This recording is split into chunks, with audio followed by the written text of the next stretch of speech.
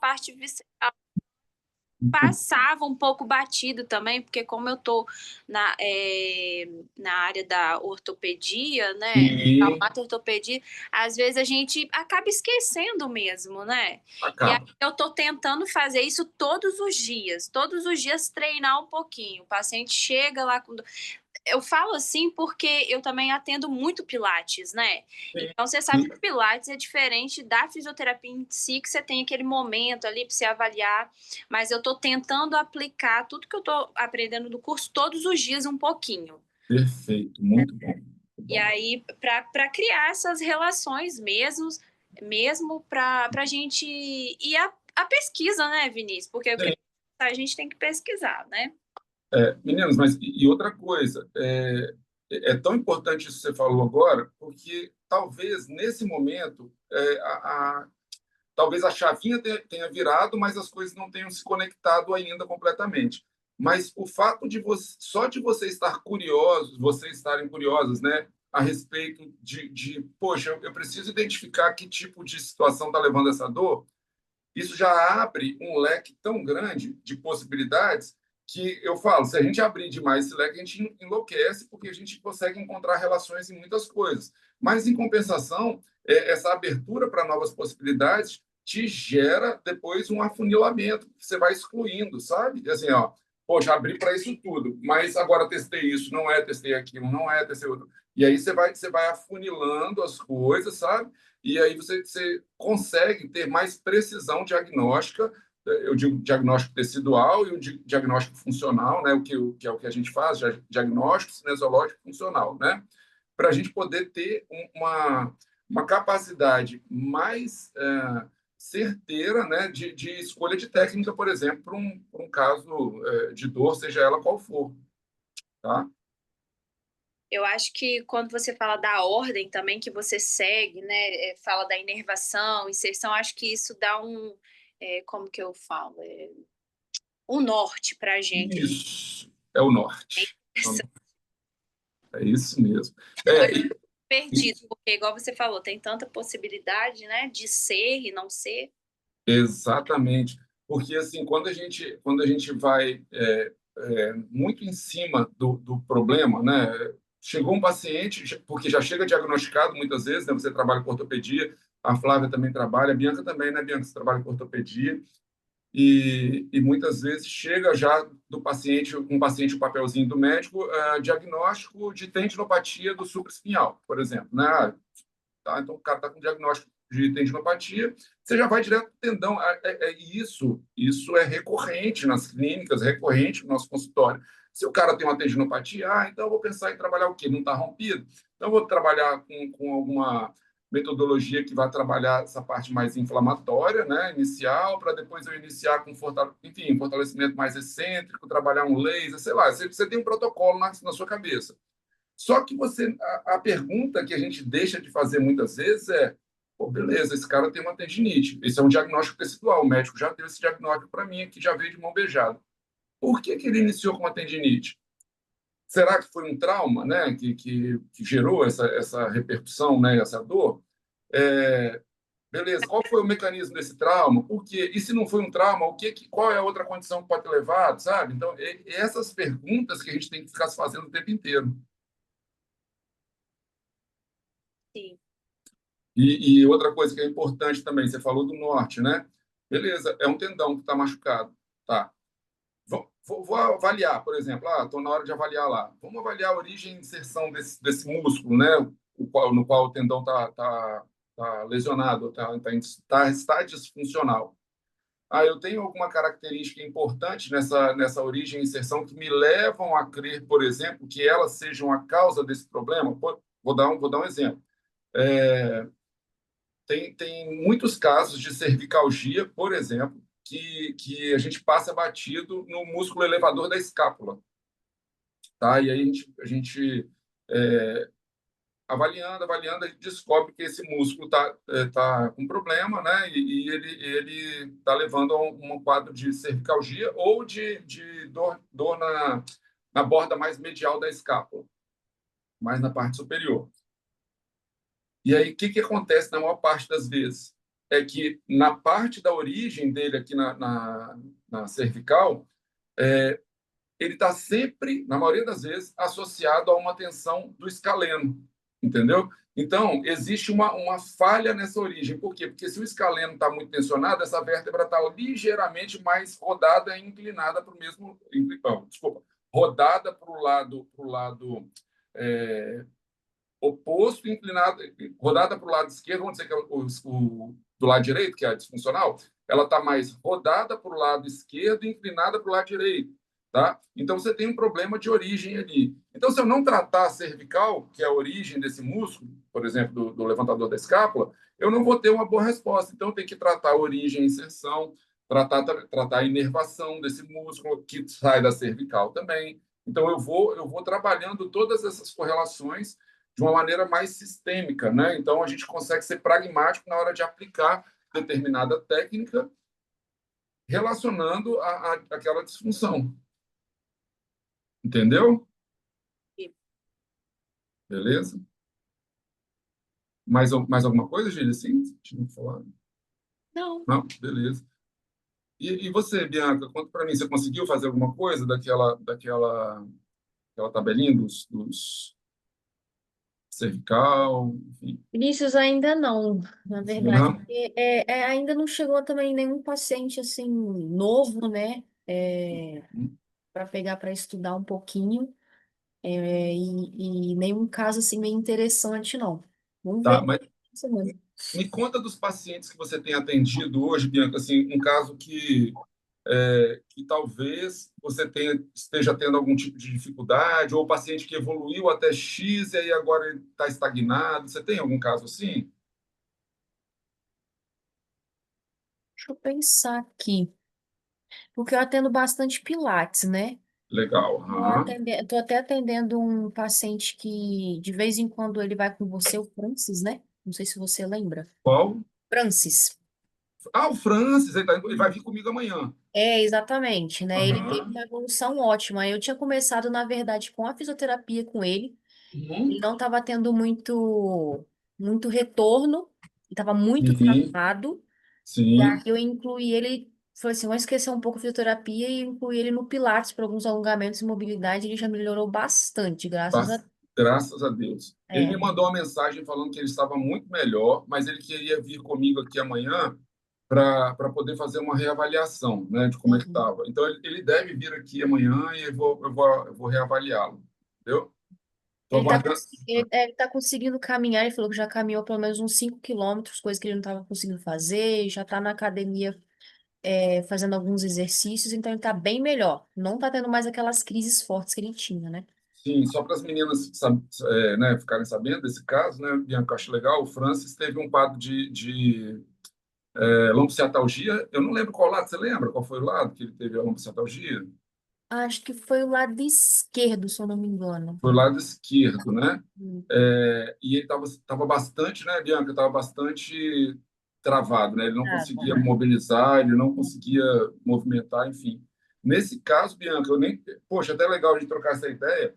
É, Depois eu posso te passar a avaliação que eu fiz dele. Eu fiz um lift visceral nele, na região de colo sigmoide do intestino, tenho quase certeza. Se foi o lado. Ó, aí posso estar enganado em relação ao lado, tá? Se foi o lado direito, eu lembro só dessa coisa. Foi se foi o lado direito, foi a válvula ileocecal, e se foi do lado esquerdo, foi no colo sigmoide do intestino. Foi uma dessas duas regiões que isso depende do lado. E a dor dele reduzia bastante, né?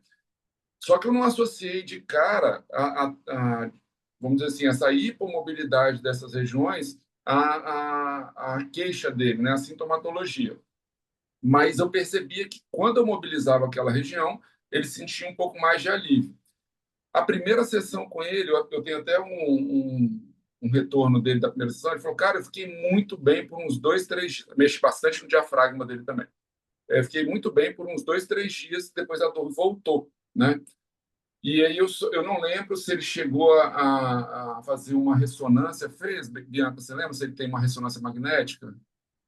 Eu acho que ele tem. Eu não me recordo, mas acho que ele tem sim. Eu tinha Ele pedido. até me falou assim, até mais ou menos quanto mês depois que ele pode repetir a ressonância, entendeu? Ah, entendi. Mas você não lembra o que que deu na ressonância dele, né? Eu não estou com uma Tinha avaliação dele aqui dado agora. a hérnia. Ele teve uma hérnia L5, S1, não é isso? Isso. Eu Uhum, não sei mais se tinha mais meniscus. alguma coisa. É, Só da hérnia, na verdade. você lembra da hérnia, né? Isso. É. E agora provavelmente ele já está numa fase de reabsorção, né? Porque era uma hérnia, estava muito agudo o quadro, e aí muita É. gente fala, 99% das hérnias são tratamento conservador, né? Mas eu falei, pela dor que ele estava sentindo, valia a pena ele entrar com tratamento medicamentoso, porque muitas vezes a gente acha que só a fisioterapia vai adiantar, né? E aí ele fez a medicação, acho que ele estava tomando a pregabalina para poder dar uma controlada nessa dor neuropática e trabalhando. Mas ele evoluiu bem, sim. E você, tia Jamile, conta para mim. Fez tudo, né? Eu lembro que você falou que você fez, né? Eu fiz com aquela paciente do diafragma também que eu te falei. Aham. Mas, assim, essa semana também eu não tive fisioterapia, assim, de pacientes novos, né? Uhum. No Pilates mesmo. E foi essa mulher que eu contei da última aula, né? Uhum. Ainda tô liberando o diafragma dela, assim, um pouco. Mas, pelo que eu tô vendo, é uma paciente bem nociplástica também. Ah, é? Aham, muito emocional, relacionada, assim. Indicar para terapia, né? Vale a pena. Aham. Mas, assim, não teve nada novo, não. Tá, mas você conseguiu fazer alguma coisa daquela... Assim, relacionar, assim, eu tava tentando relacionar aquilo com a Glade, Sim, sim, sim. que ela tá novamente, assim, parece que estagnou, igual você tava falando, né? Estagnou no tratamento, né? As dores no quadril, lombar. Aí É. fui, assim, perguntando algumas coisas para ela, mas, assim, Uhum. nada novo que ainda tinha chamado minha atenção ainda, entendeu? Tem que. Mas a Glade tem um quadro, se você sabe, reumatológico, né? Então é um quadro muito sistêmico e aí quando desanda a parte emocional, Aí, nutricional dela, muito, né? tudo desanda, né? Eu acho que é isso que tá piorando o caso dela agora. Assim, ela não tá tão é, reclamando muito, assim, mas ela é aquele paciente que todo dia chega no Pilates e a gente pergunta: Ei, Gleide, como é que você tá? Você tá bem? Aí ela, tudo do mesmo jeito, a mesma dor de sempre, nunca melhora. Então, aí a gente precisa ver, né? Por que que nunca melhora? A gente tem que ver o que está empatando esse jogo aí que não está deixando ela evoluir, né? Nessa parte mais funcional, Uhum. beleza? Porque às vezes o paciente, gente, olha só, isso aqui é ponto-chave para vocês, tá? Para todo mundo. O paciente sempre vai ter dor. Ele sempre vai focar na dor, tá? Ele vai falar para você, mas, dói, tá doendo, tá doendo. Então, a gente tem que tirar um pouco essa luz, esse foco da dor e fazer com que ele olhe outras coisas. O que que eu quero dizer com isso? Nós somos fisioterapeutas, nós lidamos com o movimento o tempo inteiro. Então, o paciente chega sentindo dor lombar, falando que dói muito para flexionar a lombar. Então, ele sente dor na a flexão anterior de tronco. E aí você vai, pede para o paciente fazer o movimento, para ele te mostrar qual é o movimento de dor, e aí você nota essa dor, sei lá, nos primeiros graus de movimento, ele já sente a dor e ele já fala aqui, ó, que já começa a doer. Aí você vai, faz o trabalho com ele, alonga, não sei o quê, faz o que você precisa de fazer, mobiliza o que você precisa de mobilizar, e você pede novamente o movimento para ele, ele triplica o movimento e fala que está doendo do mesmo jeito. É o que é o foco na dor, mas ele não consegue perceber, o paciente não consegue dissociar essas duas situações, sabe? Então ele acaba falando assim, está doendo do mesmo jeito, Vinícius. Não, aqui, não está doendo do mesmo jeito. Olha o tanto que você foi mais. E aí, quando a gente começa a dar a foco, né, luz no movimento ou na função, ele fala, é mesmo, mas está doendo. Você vai ver, todos os pacientes, mas está doendo. Sim, está doendo, eu sei que está doendo. Mas olha que você já conseguiu ir mais. Percebe que a sua função melhorou? Ou paciente, por exemplo, que sente dor no ombro, eu gosto muito de perguntar isso, tá, gente? Isso faz toda a diferença. Porque a dor é dor, né? E aí, quando você pergunta para o paciente assim, tá, mas o que que você gosta de fazer que você não está conseguindo fazer? Aí o paciente já para, olha, como assim? Não, sim, o que que você gosta de fazer que essa dor no ombro está te impedindo de fazer? A dor está me impedindo de carregar meu neto. Por exemplo, o meu filho, dói muito. Aí o paciente vai, você inicia o tratamento com o paciente, Ele vai chegar na próxima vez falando que está doendo, e aí você tem uma pergunta-chave. E seu menino, você está carregando? Seu filho, seu neto? Ah, ó, agora eu estou começando a carregar. Né? Então, ele não nota, sabe? Ele só consegue dar luz àquela queixa dele, que é a dor no ombro. Mas quando você dissocia isso para uma coisa mais funcional, você faz com que ele note que aquilo que você está fazendo realmente está surtindo efeito, sabe? Por que nós, fisioterapeutas, somos muito descredibilizados? Né? Porque a gente continua dando foco, dando a luz naquilo que é a queixa do paciente, que é a dor, né? Mas quando a gente inverte esse olhar para aquilo que é funcional, a gente olha, olha lá, ó, tá doendo, mas você está conseguindo fazer melhor isso, ou você está conseguindo pegar seu neto agora. Então, ó, é um trabalho de formiguinha, vamos lá, você sente essa dor há quanto tempo? Então, isso é muito importante. Até para você, para a gente mesmo, né, como fisioterapeuta, conseguir executar, né, um prognóstico da maneira mais, desculpa, mais não, mais precisa e menos errada possível, né? Porque a gente não sabe dar prognóstico, a gente não, o paciente chega com um pedido lá de 10 sessões, você sabe, por exemplo, um pós-cirúrgico, você sabe que o paciente não vai levar só 10 sessões, a gente tem que ter autoridade de falar, olha, isso não são 10 sessões, tá? Isso é um problema cirúrgico. E eu vou te explicar por que você vai precisar de fazer mais de 10 sessões, por causa disso, disso, disso. A regeneração tecidual, né, desse tecido leva, sei lá, de 4 a 6 semanas. Eu não posso ficar estimulando nesse período força, enfim, nesse período você vai ganhar amplitude de movimento. Nós vamos trabalhar a redução álgica, né, redução de dor, para em seguida a gente começar a trabalhar força e depois estabilidade antes da alta. Então, você vai precisar de pelo menos X vezes vir aqui. Eu preciso te ver pelo menos, ou X tempo, tá? E aí a gente precisa aprender também, ao invés, né? Mas isso é difícil até para mim, tá, gente? Eu estou compartilhando com vocês uma coisa que eu estou começando a implementar agora, e eu acredito que eu vou conseguir fazer isso, e depois eu conto para vocês como é que está sendo. Eu não quero mais vender sessões, sabe? Assim, eu não quero vender meu trabalho com sessões. Ah, vai precisar de 10 sessões, ou de 20 sessões, enfim, eu não quero vender mais isso. Eu quero vender o tratamento para o paciente. Olha, para o seu caso, você vai precisar de acompanhamento comigo por 3 meses. Para isso, eu preciso ter precisão, né? Eu preciso ser preciso na hora de explicar para o paciente, ó, por causa disso, eu preciso respeitar essas e essas etapas. Como eu sei que o paciente, por exemplo, o paciente já chegou para mim, como a Jamile falou, paciente muito nociplástico, é um paciente que vai precisar de tratamento, sei lá, a vida inteira, ou mais de 1 ano, 2 anos, 3 anos. Olha, fulano, você é um paciente que vai evoluir devagar e tal, então você vai precisar de acompanhamento por muito mais tempo.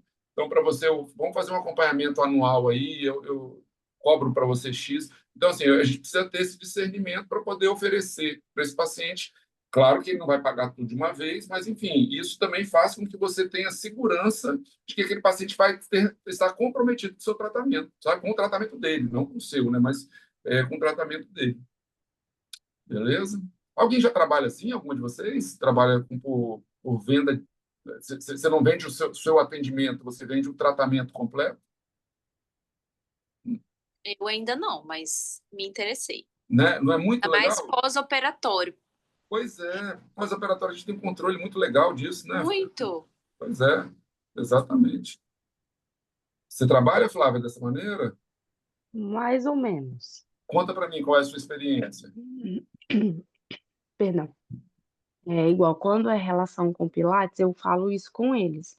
Olha, não é algo logo que você vai perceber, demora um tempo. Aí eu explico essa questão do corpo, como que o corpo vai responder, porque normalmente a gente pega pessoas que já sentem dor ou têm a disfunção há 10, 20 anos. Isso. Ainda mais a gente aqui em cima, que pega muita gente do interior. Um senhor de 60 anos está com hérnia de disco, está sentindo, igual você falou, né? Sentindo dor para flexão anterior de tronco. Aí eu pergunto assim, mas o senhor trabalha desde que idade? Ah, minha filha, desde os 5 anos de idade. Nem lembro. Exato. Então, assim, como é que a gente tira uma questão de 50 anos de esforço? Não tem, não é rápido. Quando é para fisioterapia, que aí eu pego pouca pós-operatória, eu pego mais essa questão da terapia Paciente manual. crônico. Paciente crônico.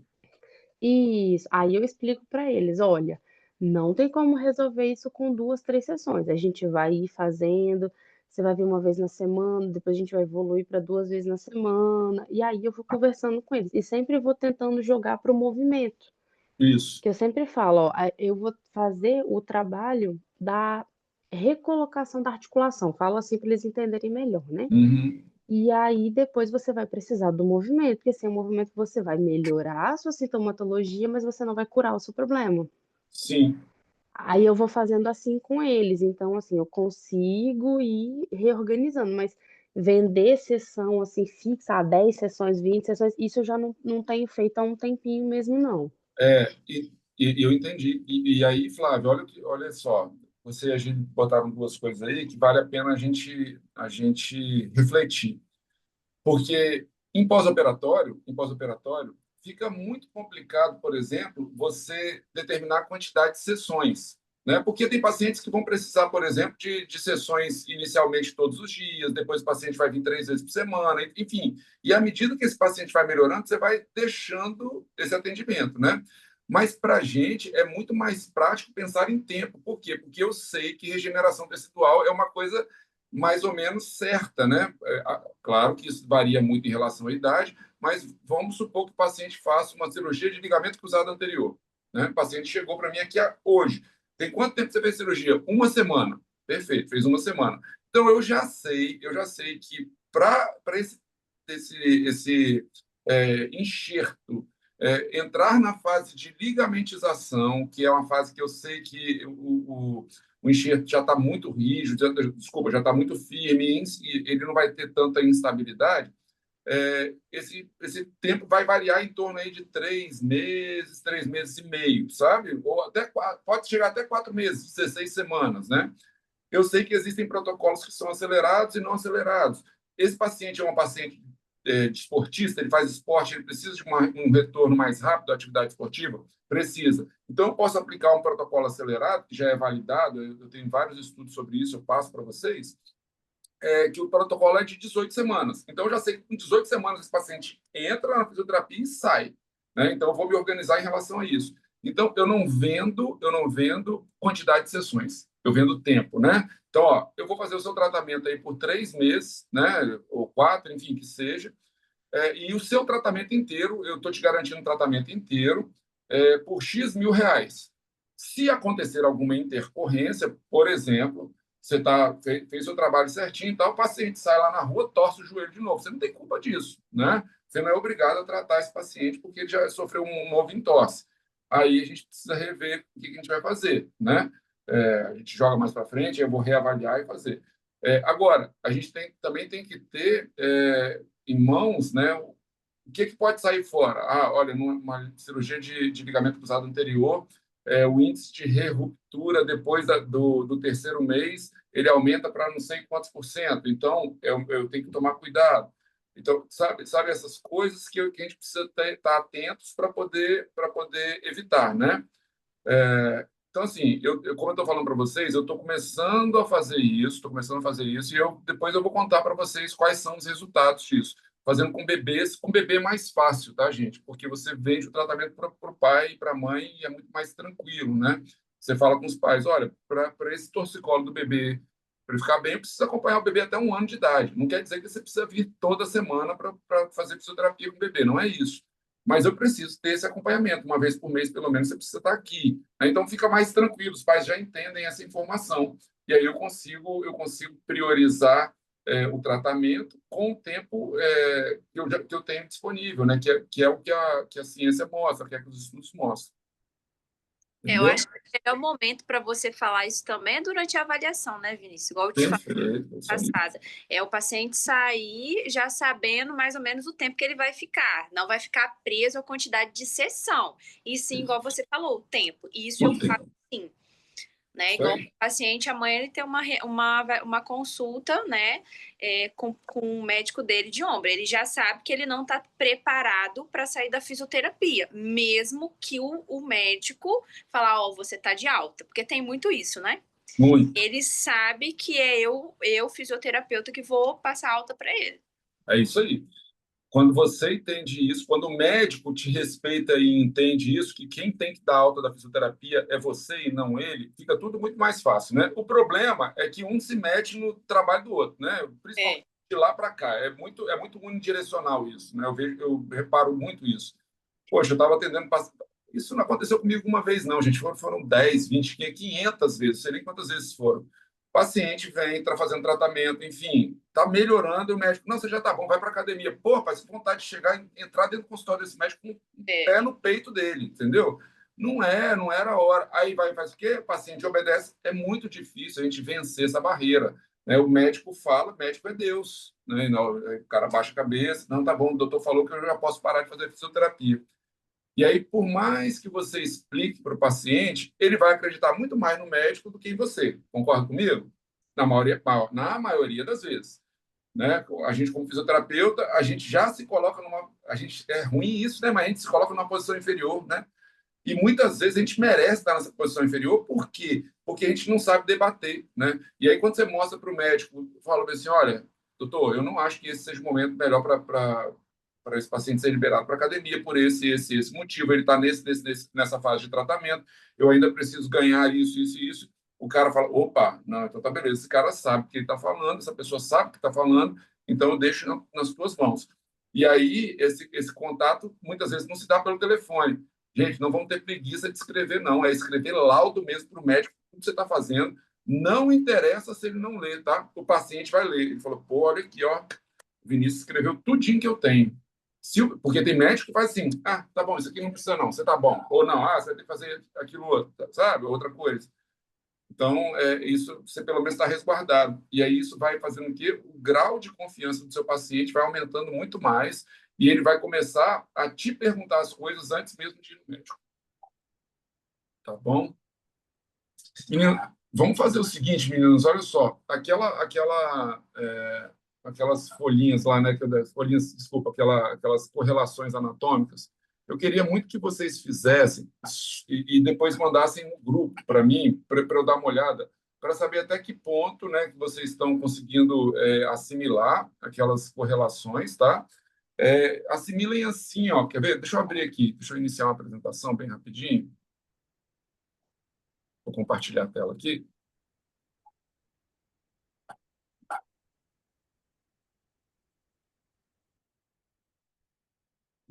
Só um pouquinho. Então, assim, ó, assimile, eu botei relações anatômicas, tá? Mas vocês podem relacionar a dor mesmo, né? Relacionar quais são as relações, vamos dizer assim, anatômicas que podem gerar dor, por exemplo, numa coluna cervical. Aí, por exemplo, você vai descrever o diafragma. Beleza, você vai escrever aqui diafragma. Através de quem? Através da inervação pelo frênico. Tá, beleza, é uma justificativa. E da onde sai o frênico? C3, C4, C5, né? Podendo gerar a sensibilização desses níveis. Então, vocês escrevam essas correlações, se vocês acharem mais alguma. Tá? Muscular, beleza. Qual o músculo que é mais evidente para dor cervical? É o escaleno? Estou só falando, tá? O escaleno, sim, anterior, sai de tais... Porque quando vocês vão fazendo essas associações, vocês vão conseguindo entender mais, né? Por exemplo, sai do processo transverso, da parte anterior do processo transverso, né? Você sabe, sai da frente da cervical, ali de alguns níveis cervicais. Você não precisa nem saber quais são todos os níveis, tá bom? Mas sai ali da frente e vai... Alguns desses músculos se inserem na primeira costela, parte deles ali na parte mais medial, próximo ali à clavícula, e aí vocês vão descrevendo isso e aí justificando, tá? Inervação, qual que é? É essa. Então, vocês vão conseguindo entender esse tipo de correlação. Mesma coisa da coluna lombar. Posso ter uma relação, desculpa, torácica, posso ter uma relação de dor torácica com pulmão, coração? Pode ter. Então, você vai lá, vai descrever através de qual? Posso ter dor torácica relacionada a estômago? Posso. Então, através de qual nervo? Desculpa, nem precisa falar nervo. De quais raízes nervosas, né? De T6 e T9. Tem aquele quadrinho que eu mandei para vocês, tá? E assim por diante, tá bom? Lombar, mesma coisa. Diafragma, mesma coisa. E assim vocês podem fazer para todas as estruturas do corpo, tá? Exatamente todas. Sem nenhum tipo de restrição para isso. E aí, essas conexões que vocês vão criando vão fazendo com que fique mais fácil para vocês depois estabelecerem um raciocínio um pouco mais lógico, ok? Agora vamos passar para outra apresentação. Está, deixa eu ver onde que está, meu Deus. Ah, tá. Eu quero mostrar uma coisa que é bem legal aqui para vocês, que é isso aqui, ó. Vim para o Google, aqui. Aí, se vocês puderem, por favor, abrir o áudio só para eu saber que vocês estão entendendo. E aí vocês podem ir falando, conversando comigo, tá? Vocês conhecem esse Scholar Google aqui? Já ouviram falar dele? É o Sim, sim. Google Acadêmico, né? Uhum. Eu quero mostrar para vocês como é que vocês vão baixar muitos artigos a partir do Google Acadêmico aqui, tá? Para isso, é interessante ter uma noção de inglês, tá? Uma pequena noção de inglês, porque eu vou mostrar para vocês como é que vocês vão fazer para baixar esses artigos. Sei lá, fala para mim aí alguma outra coisa, algum tema que vocês querem saber. Pode ser dor lombar mesmo? Ó, você escreve aqui, ó, lumbar pain. Aí, ó, já apareceu aqui, ó, tratamento, fisioterapia, síndrome, né, avaliação, exercícios, né? Enfim, vamos ver uma revisão aqui, ó. Já deixou aqui, ó, uma revisão, artigos de revisão sobre dor lombar. E aqui, olha como é que é legal, gente. Tem artigos de tudo quanto é tempo, ó. 1995, 2014, 2019, enfim, 2017, tem um monte de coisa aqui, tá vendo? Alguns você já consegue baixar o PDF de uma vez, ó, tá? Então, aqui tá vendo, ó. Dor lombosacra, né? A relação da injeção de esteroide radicular, né? Da com a dor lombosacra. Aí bota aqui, ó, uma revisão sistemática. Quando você clica aqui no PDF, ele já abre o PDF para você todinho, você já tem o PDF para você ler aqui, né? Tem tudo aqui. Beleza. Mas vocês vão ver que tem alguns, por exemplo, que não abrem assim. Mas aí eu vou mostrar para vocês depois. Ah, tá. E olha que coisa legal, ó. Você pode pegar artigos mais novos. Vou botar aqui desde 2021. Então, eles vai vir com todos os artigos a partir de 2021, tá? E aí, ó, por exemplo, vamos tentar baixar esse artigo aqui. Esse primeiro. Já veio. Então, ele já está em PDF. Não, tá bom. Esse aqui já está em PDF. Deixa eu botar outro aqui, que a gente não vai conseguir baixar para PDF, por exemplo. Isso. Vamos ver se esse vai dar. Vou aceitar os cookies aqui. Isso, aí ele vai dar só o abstract daqui, tá vendo? Que é o resumo, né, da dor discogênica baixa, né? E aí você não consegue baixar esse artigo, porque você tem que comprar esse artigo, né? Tá aqui, ó, comprar o artigo por $40. Eu não sei se esse artigo ele vai estar disponível onde eu vou mostrar para vocês. Vocês já ouviram falar desse sitezinho aqui, o russo, se chama SciHub? Eu já. Já? Você já baixou o artigo por ele? Muitos. Ah, então você já conhece. Época de faculdade a gente descobriu isso aí, ó. Não ajudou muito. É muito bom, né? É muito Aham. bom. Então, aí pelo SciHub a gente consegue baixar muita coisa mesmo, né? Então a gente vem aqui, ó, por exemplo, copia o nome do artigo. Vamos ver se ele tá disponível no SciHub aqui. Copio o nome do artigo e eu venho aqui no SciHub e colo, tá? Colo o nome do artigo aqui. Alguns artigos, esse provavelmente não vai estar, porque ele já é de 2025, então ele demora um pouquinho para ver, mas vamos ver, às vezes a gente dá uma sorte. Ó, ele não está disponível, esse artigo não está disponível, tá? Aí a gente desculpa, a gente precisa saber também, desculpa, perdão, não é isso aqui não. A gente precisa ver também outras coisas aqui, ó. O que seria? Artigos muito recentes, dificilmente a gente vai ter o artigo disponível lá, tá? Talvez esse aqui tenha, Deixa eu ver aqui, eu entro. Esse aqui é só abstract mesmo. Vamos ver aqui, ó. Ou você copia o nome do artigo, ou você vem aqui e copia o DOI dele aqui, que é esse número aqui, ó, que eu tô mostrando para vocês. Tá vendo? Copiar. E aí, deixa eu ver se o SciHub vai achar aqui. Ó, deixa eu excluir aqui.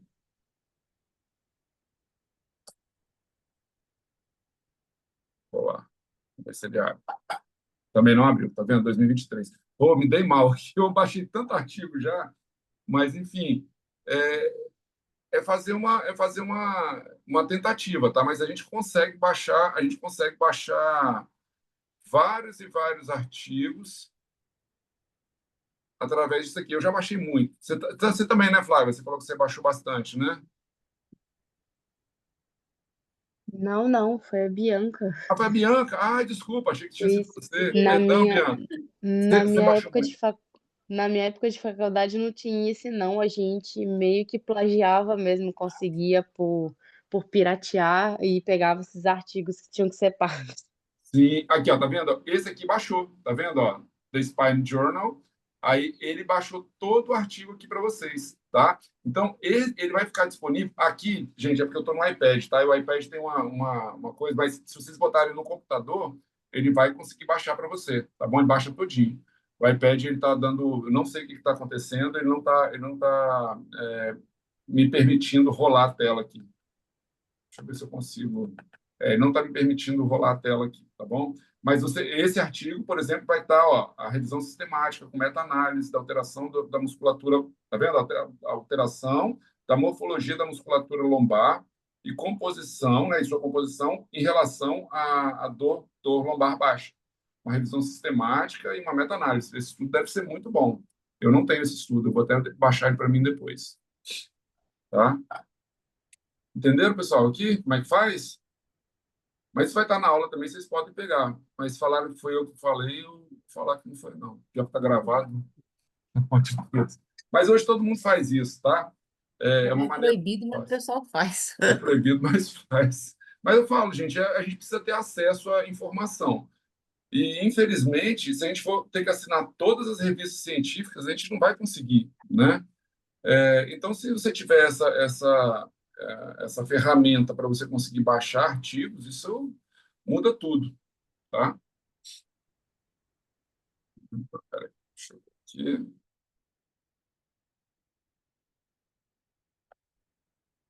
Vou voltar aqui um pouquinho. Ô, Vinícius, aproveitando, já que você está falando aí desse site, eu queria saber o nome do aplicativo. Eu sei que você já falou, mas eu fui para tentar baixar e não sabia. Tentei lá no grupo, mas não consegui. Ah, O aplicativo que você usa de anatomia? é. Sim, vou passar aqui agora para você. Peraí. Vou compartilhar agora, tá bom? Tá, Peraí. Já vou deixar compartilhado no grupo antes que eu esqueça. tá, obrigada.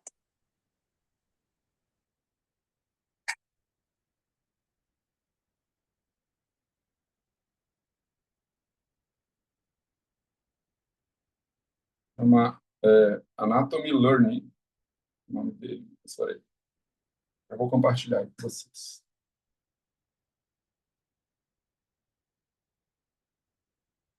Compartilhar. Só meu zero esquerda para essas coisas. Espera aí, deixa eu abrir o WhatsApp aqui.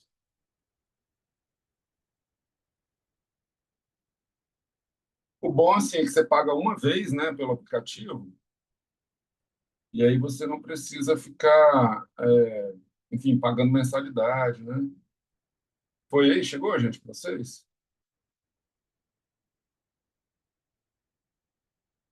Aqui foi. Beleza? Chegou aí? Chegou, Chegou? obrigada, Vinícius. Beleza, nada. Pessoal, ó, então vamos começar a nossa aula aqui.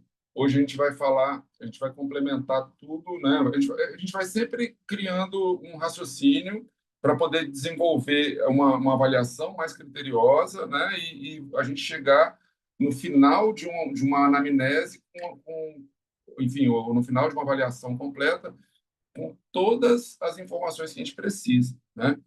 E aí, para quem não conhece, senhor aqui, ele é o Dr. Andrew Taylor Still, né? Ele foi vamos dizer assim, o criador da osteopatia, né?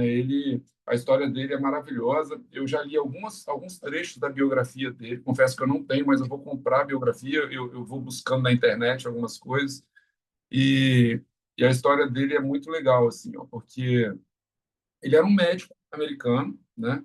E ele morava numa cidade do interior chamada no Texas, chamada, meu Deus, Kirksville, o nome da cidade dele. E na época que ele nasceu, né, desculpa, na época que ele viveu, existiam tribos indígenas, né, e ele gostava muito dos indígenas. As pessoas que conheceram ele, descreveram ele, falam que ele era um homem muito à frente do tempo dele. E ele viveu por algum tempo com alguns desses indígenas, né? E a partir dessa visão indígena, porque lá, por exemplo, os indígenas acreditavam que a pessoa tinha uma dor na coluna, é uma espécie de um demônio que estava naquele corpo, e aí, com algumas técnicas específicas, eles faziam lá, os indígenas faziam entre eles, e aquela dor melhorava.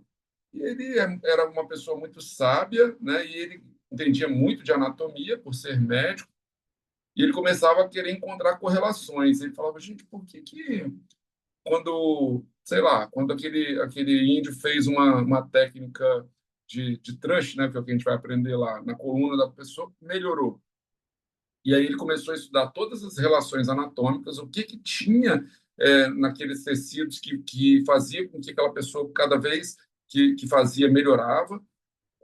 E muitas vezes a medicação que ele levava para esses indígenas não funcionava, né? E ele foi estudando anatomia e mais anatomia. Tanto é que ele falava, né? Você quer ser um bom médico, osteopata, você tem que estudar anatomia e um pouquinho mais de anatomia, né? E aí, então isso foi criando nele um senso de raciocínio estrutural que levou ele a criar a famosa frase, né, que a estrutura governa a função. Nada mais é do que o seguinte: se você tiver uma estrutura flexível, uma estrutura com boa mobilidade, uma estrutura que seja equiparada, ele sempre comparava, né, com bons pilares, dificilmente a doença vai se desenvolver ali, tá? Então, você tem que ter uma boa estrutura para que a função, independente da região que você está avaliando, seja preservada, tá? E aí eu já falei, acho que eu já falei essa frase para vocês, né? O objetivo do profissional da saúde deve ser encontrar a saúde. A doença qualquer um pode encontrar, qualquer um pode olhar para a pessoa e falar que a pessoa está doente, né? Mas encontrar a saúde no meio dessa doença é que é nosso objetivo, né? E ele falou que o corpo é uma unidade composta por partes interdependentes, possui mecanismos inatos de autorregulação e autocura. Eu falo muito com os meus pacientes: seu corpo é capaz de se curar sozinho, sem eu encostar um dedo nele, né? Então, quantas vezes nós gripamos, nós batemos com um pé, dá uma topada no dedo e a gente se recupera dessa dor? Ah, quantos já ouviram falar, né, que pessoas quebraram o braço e recuperou sozinho, sem precisar de nada? Enfim, o corpo tem essa capacidade de se autocurar, de se autorregular e de se equilibrar. Agora, quando isso não acontece, existem alguns fatores que estão determinando essa impossibilidade. E aí é nosso dever, né, encontrar o que está fazendo esse corpo ficar disfuncional para que a gente atue na causa e não na consequência desse problema. Então, essa estrutura ela tem que ser sempre vislumbrada nas nossas avaliações, né? Será que essa estrutura está legal? Essa dor não tá sendo repercutida por causa disso, né? Enfim, ou o contrário. Então, isso precisa estar sempre em mente, tá? Na mente de vocês. E aí, hoje, a gente vai falar um pouquinho sobre testes, né? Porque os testes, eles são, na maioria das vezes, negligenciados por nós, tá? A gente passa muito batido dos testes ortopédicos, testes funcionais, e muitas vezes a gente não sabe integrar esses testes. A gente faz por fazer, Estou fazendo o teste aqui porque eu sei que precisa de fazer. Tá, mas o que esse teste significa nesse momento? E esses testes, eles têm a capacidade de nos levar não a um diagnóstico, mas uma probabilidade muito grande desse diagnóstico, tá? Então, por isso que eles são o quê? Eles causam essa aqui, ó, diferenciação diagnóstica. A gente vai diferenciar para saber se aquilo é ou não é a probabilidade de ser ou não uma doença, ou ser ou não uma disfunção, tá? Ele vai confirmar ou excluir hipóteses clínicas, por isso eles são tão importantes. Eles avaliam, né, funcionalmente, né, funcional, né, a avaliação funcional da capacidade de movimento, identificação de disfunção musculoesquelética subjacente, avaliação de critério para retorno a AVDs ou atividades esportivas, né, dependendo do caso. É fundamental para a gente reabilitar, mensurar esse progresso, né? Por quê que é tão importante, os testes são tão importantes na mensuração da progressão terapêutica, gente? Alguém arrisca? Exemplo, paciente chegou para você com quadro de lombociatalgia. Fiz o teste lá mais clássico para lombociatalgia, que é o teste LASEG. Esse teste deu negativo. Qual vai ser a sua mensuração da progressão terapêutica nesse caso? O que vocês acreditam como prognóstico desse caso? É um prognóstico bom ou ruim? Um paciente com uma lombociatalgia, um LASEG negativo. Então, a gente vai estudar. Aí a gente precisa saber, esse teste de LASEG ele é específico, ele não é, ele é sensível, não é? Para a gente poder ter uma noção de como vai ser esse prognóstico. Então, se é um teste negativo para uma lombociatalgia, a gente sabe que dificilmente aquilo é uma compressão radicular. Então, o prognóstico vai melhorando, sabe? Então, isso pode ser uma outra coisa. A gente vai buscando quais são as causas desse problema. E rastreamento precoce do risco de lesão, né? Então, esses testes servem para rastrear e quantificar a probabilidade de uma lesão. Então, o que eu preciso saber, gente? Que todos os testes têm uma sensibilidade e uma especificidade, tá? Que são características de cada um. Agora, a grande dúvida é o que é uma sensibilidade e o que é uma especificidade. Então, está escrito aqui, ó, sensibilidade, capacidade do teste identificar corretamente aqueles com lesão, pacientes que têm lesão, tá? Que são verdadeiros positivos. O que eu quero dizer com isso? Vou dar um exemplo clássico aqui, ó. Imagina que a gente tem até aqui essa foto aqui de um detector de fumaça, né? Então, nós estamos lá fazendo um churrasquinho lá, tá? Estamos queimando uma carne, começa a levantar o fogo e tem um detector de fumaça. Esse detector vai apitar, né? Porque o mínimo sinal de fogo ali já desperta nesse detector um alarme e diz assim, ó, tá pegando fogo. Mas nem sempre, um teste que é muito sensível, né? Agora eu vou correlacionar com o teste, nem sempre um teste que é muito sensível detecta com precisão aquela doença, tá? Ele é sensível para um tempo, ele é sensível para uma determinada quantidade de doenças. Então é assim, ó, você tem um churrasco que não é um incêndio, mas o detector pegou, tá? Então tem alguma coisa ali. Então é um verdadeiro positivo para alguma coisa, tá? Já a especificidade é o contrário, é a capacidade do teste e identificar corretamente aqueles que não têm lesão, tá? Então são os verdadeiros negativos. Então, quando você tem um teste muito específico, você tem a possibilidade de descartar uma probabilidade diagnóstica. Tá? Eu coloco até aqui um segurança aqui desesperado, mas é assim, ó, quem é o segurança? Ele vai ficar observando todo mundo que tem um convite para poder entrar numa festa, por exemplo. Aqueles que não têm o convite dificilmente vão entrar porque vão ser barrados por ele, tá bom? Então, é mais ou menos isso. E aí vem o que é fundamental, que é o que a gente não faz, que a gente acha que um teste vai estar muito bom e aí a gente já tende a dar diagnóstico com um teste, que é o cluster, tá? Então, é um combinado de mais testes, 2 ou mais testes clínicos, ortopédicos ou funcionais ou neurológicos também, para aumentar a precisão diagnóstica de uma hipótese. Então, quando os testes trabalham juntos, a gente resolve com mais precisão, tá? Mas isso é bonito aqui, ó. com mais precisão esse caso, tá? Então, existem casos que apenas clusters diagnósticos, clusters de teste, já conseguem diagnosticar sem nem mesmo precisar de exame radiológico, por exemplo. Então, ó, botei alguns exemplos só para vocês poderem entender. Teste de Trendelenburg, né? O teste de Trendelenburg qual é o objetivo principal do teste? Identificar a fraqueza do glúteo médio. E aí, quando a gente olha aqui, por exemplo, o paciente, ó, Trendelenburg positivo do lado esquerdo, ó, consegue notar? Então, o paciente tem uma fraqueza do glúteo médio aqui. Qual que é a sensibilidade desse teste, Vinícius? 55%. O que isso quer dizer? Vamos voltar lá atrás. Ele é um teste que ele não é tão sensível, né? Então, ele não quer... o fato dele dar positivo, o fato dele dar positivo aqui, não quer dizer alguma coisa, né? Assim, que o paciente tem algum problema, tá? Mas ele tem uma especificidade até relativamente alta. Então, o que você pode concluir disso? Que ele tem, sim, uma fraqueza de músculo abdutor do quadril. E ele é útil, por exemplo, para detectar uma tendinopatia ou osteoartrite do quadril, tá? Porque ele tem uma especificidade mais alta. Então, ele já sabe aqui, por exemplo, que não é... Por exemplo, se o Trendelenburg não for positivo, então esse cara dificilmente tem um problema no quadril, tá? O problema é relacionado a isso aqui, ó, fraqueza do músculo abdutor, por exemplo, tá bom? Outro teste de quadril aqui, FADIR, né, que é o flexão, adução e rotação interna, tá?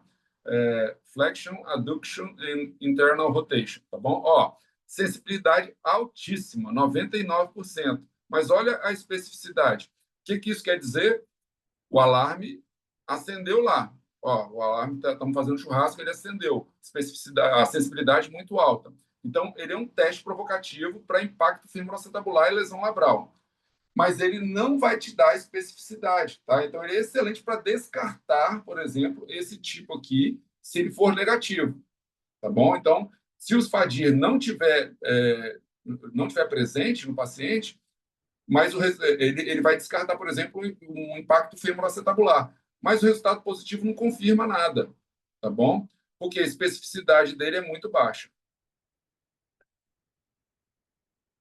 O single leg squat, né, que é o agachamento de uma perna só, né? Então a sensibilidade varia e assim para todos os testes, tá bom? Tá vendo, ó? 50 a 60%. Ele avalia controle postural, neuromuscular, principalmente da articulação do quadril, joelho e tornozelo. O que eu posso pensar? Disfunções de controle motor. Um teste negativo não exclui disfunção, mas um teste positivo pode ser sugestivo de alteração, porque a sensibilidade e especificidade aqui, ó, estão na média.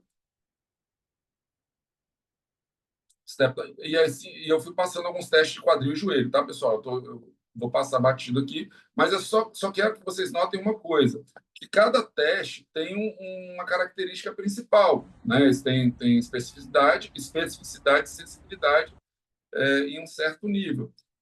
E eles, sozinhos, não são capazes de diagnosticar nada, tá? Mas o que a gente precisa? Fazer um conjunto de testes para poder ir diminuindo essas possibilidades e a gente conseguir entender qual é o tecido que está afetado, se isso é um problema ósseo, se é um problema, enfim, articular, se é um problema muscular, se é um problema ligamentar, e isso vai me dando informações, tá? Aqui, ó. Esse é o teste que eu tenho certeza que todas vocês conhecem, que é o teste LASEG, ou SLR, né? Straight Leg Raising. Levantamento da perna esticada, tá? Aí, ó, a sensibilidade dele pode variar de 72% a 97%. Então, teste bastante sensível, né? E a especificidade de 11 a 66. Ele é um teste útil para excluir uma síndrome radicular, para excluir, tá? Pois um resultado negativo sugere que a condição não é grave. Foi o que eu falei com vocês. Paciente com lombociatalgia. Você faz o LASEG tem que estar positivo até 45 graus, tá? Em alguns outros estudos falam que até 60, mas 45 é o que vocês vão ver a maioria dos estudos. Se ele não der positivo até 45 graus, você pode pensar, ok, e se for positivo acima de 45, que é uma lesão, sim, ele pode ter uma dor radicular, mas é uma dor radicular com prognóstico melhor, tá? Então, ele é eficaz para identificar a maioria dos casos de hérnia de disco. No entanto, um resultado positivo deve ser investigado com outros exames para confirmar diagnóstico. Pessoal, qual que é o resultado esperado de um LASEG positivo? Quem se arrisca a falar aí? O que o paciente tem que sentir num LASEG positivo?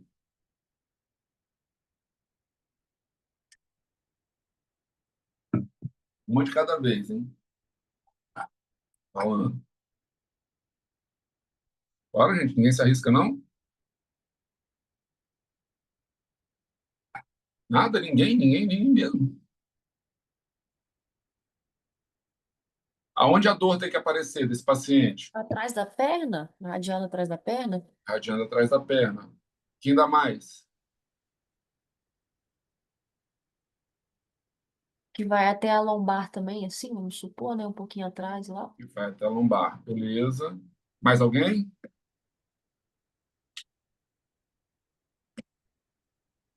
Não? Beleza, olha só. Isso é uma coisa que confunde muito, tá? LASEG obrigatoriamente tem que doer na lombar, é na coluna que tem que doer, não é na perna, tá bom? Então, você levanta a perna do paciente. Se o teste só é considerado positivo quando a dor é lombar. Se a dor não for lombar, LASEG não é positivo, tá bom? Então, mesma coisa. Tem um outro teste que chama, por exemplo, que a gente chama de LASEG do membro superior, Roger e Biquelas. Já ouviram falar desse teste, Roger e Biquelas? Eu não coloquei ele aqui. Mesma coisa, o paciente faz uma abdução na horizontal, inclinação contralateral ao membro que você está testando e rotação. Qual é o sintoma que o paciente precisa sentir? Dor cervical, tá? Então, eu sei que existe uma compressão radicular na cervical, tá? Então, a dor tem que ser lombar, beleza? Paciente que você levanta a perna e ele fala assim, onde você está sentindo a dor?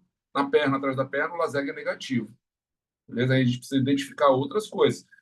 Vinícius, mas aqui, então não é uma radiculopatia? Dificilmente vai ser uma radiculopatia, tá? Dificilmente. Que a especificidade dele também é alta, né? Com a sensibilidade alta. Mas ele pode ter uma compressão no trajeto do nervo ciático. Opa, agora nós estamos conversando. Tá? Ele pode sim ter uma compressão no trajeto ciático. E aí a gente precisa saber por onde o ciático passa, tá? E aí, depois que a gente identifica o trajeto ciático, a gente vai encontrar, por exemplo, restrição lá. Qual é o ponto mais comum que vocês encontram aí, que o pessoal, a gente aprende muito isso na faculdade, né? Que o ciático pode se comprimir, gente. Tem até uma síndrome.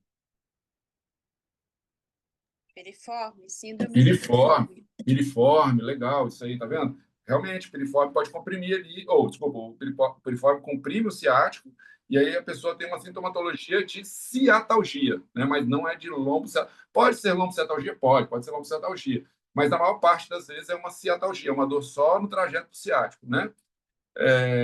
Outro lugar que o ciático pode se comprimir.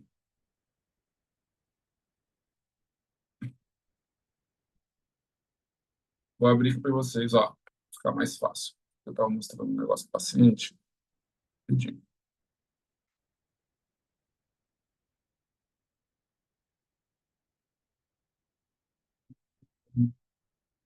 E, olha, abre esse negócio aqui, pelo amor de Deus. Visão geral. Vou botar aqui. Visão geral, beleza. Ó, deixa eu tirar o botão máximo daqui. Isso. E aí eu vou botar os nervos aqui. Beleza. Ó, ciático tá aqui, tá vendo, gente? Ó, passar aqui uma caneta só para vocês verem. O ciático tá aqui. Vocês estão vendo, né? É o nervo mais calibroso, né, do corpo, né? Tá passando. Aqui, ó, onde ele pode se comprimir, que vocês acabaram de falar, né? Aqui no músculo piriforme, não é isso? Tem algumas pessoas que têm alguma variação anatômica que o ciático ele pode passar aqui no meio do piriforme, tá? Entre o piriforme. Aí é mais clássico ainda de você ter uma compressão a nível de piriforme. Mas geralmente, quando ele se comprime aqui no trajeto normal, é porque ele está ele está comprimido aqui, ó, até cliquei, entre o piriforme e o músculo gêmeo superior, tá bom? Que são rotadores externos do quadril, beleza? Mas aqui o ciático está aqui. Agora eu vou botar uma outra coisa aqui para vocês verem, que é bem legal. Aqui, ó, vou botar a parte ligamentar. Tem um ligamento aqui, ó, que a gente chama ligamento sacro-tuberoso e ligamento sacro-espinhal. Sacro-tuberoso, sacro-espinhal, tá? O ciático também pode se comprimir aqui nessa região dos ligamentos por variação anatômica, tá? Porque isso aqui é uma condição que a gente vê, né, que é esperado. Mas o ciático também pode passar por esse forame aqui, ó, por essa região, tá bom? Em alguns casos ele vem por baixo e depois ele cruza para cá. Aqui, ó, faz aqui, ó, deixa eu riscar de novo, gente, perdão. Ele passa por aqui, ó. Ele passa por aqui, por baixo, tá? Imagina que ele está passando por baixo, e depois ele volta para cá, entendeu? Então, entre o ligamento sacro tuberoso e o sacro espinhal, por causa da espinha aqui do ilíaco, tá bom? E o sacro tuberoso tá aqui, tá joia? Ligamento sacro tuberoso, sacro espinhal. E aí, quando ele passa aqui, ele fica comprimido, e aí você pode também liberar essa região aqui, ó, entre os ligamentos sacro tuberoso e sacro espinhal, e a gente tem boa resposta. A gente vai aprender a fazer isso no curso também. Outra região que ele pode se comprimir, vocês têm noção?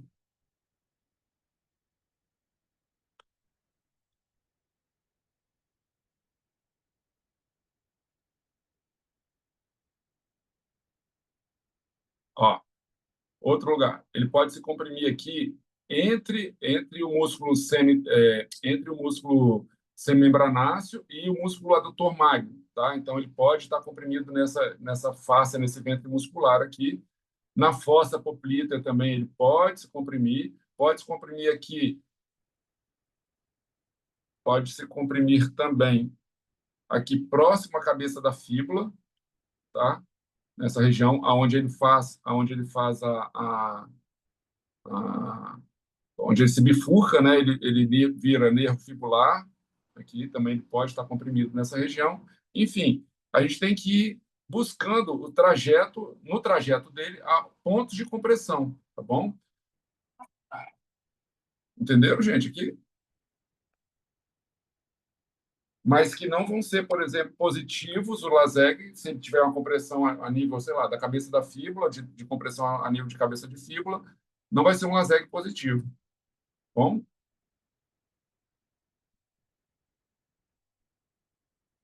E isso aqui sim é legal, ó, que é o que ninguém testa. A gente costuma testar LASEG só de um lado, só do lado da dor do paciente. Mas o LASEG contralateral, ele dá uma especificidade de quase 100%, de quase 100%. O que eu quero dizer isso? Se eu levanto a perna contralateral do paciente, o paciente não sente dor nenhuma, a gente pode excluir uma compressão grave, tá? Mas se na perna contralateral ele sentir muita dor, isso é quase que uma confirmação de uma compressão muito grave, tá bom? Então, ele é um teste que é pouco utilizado, assim, por nós, fisioterapeutas, os médicos, os ortopedistas e os neurologistas sempre fazem. Eu sei também porque meu pai passou por uma consulta agora com um neuro que a gente costuma indicar muito, que é o Dr. Guilherme, e ele falou comigo, ele levantou minha outra perna e tal, para saber. Aí eu falei, ó, levantou porque queria testar, saber se era uma hérnia grave ou não. Meu pai está com uma protusão discal, nada grave não, mas enfim, está sentindo um pouco de dor. O SLAMP test, né, que é o teste de aumento da tensão da dura mater, né? Esse teste aumenta bastante a tensão da dura mater. Tem uma sensibilidade que pode variar entre 44% e 87%, para identificar pessoas com problema neural, né? Mas não tem uma grande especificidade. Por quê? Porque eu vou estar tirando tudo, gente, aqui. Eu não estou tirando só o ciático, né? Eu estou tirando o ciático, eu estou tirando todas as raízes nervosas do complexo posterior aqui, na parte posterior, inclusive até lá da cervical, tá? Então, ele confirma, sim, uma irritação neural. Pode ser uma hérnia, né, um disco herniado, uma estenose, e ele vai servir sempre como complemento do LASEG, tá? O SLR aqui, no caso, o LASEG.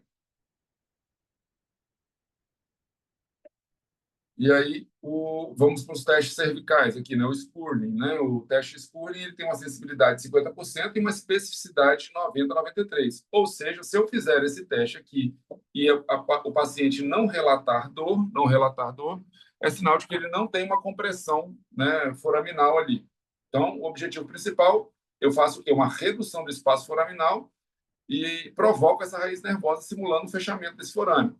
Se induz a dor irradiada ao aplicar carga compressiva com extensão e rotação e inclinação lateral do pescoço, sugere radiculopatia cervical, mas requer confirmação com exame neurológico ou imagem.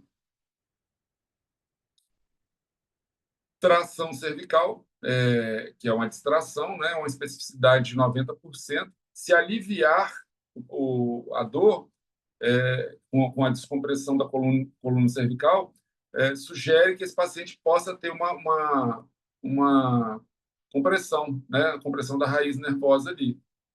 E ele apoia o diagnóstico de compressão neural, ou seja, hérnia de disco ou uma estenose foraminal. Ou seja, esse teste é um teste que vai aliviar a dor do seu paciente.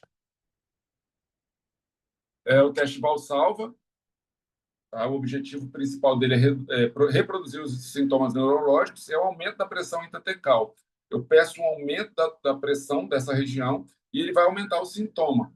Dor, formigamento, indica sensibilidade à pressão em espaço subaracnoide.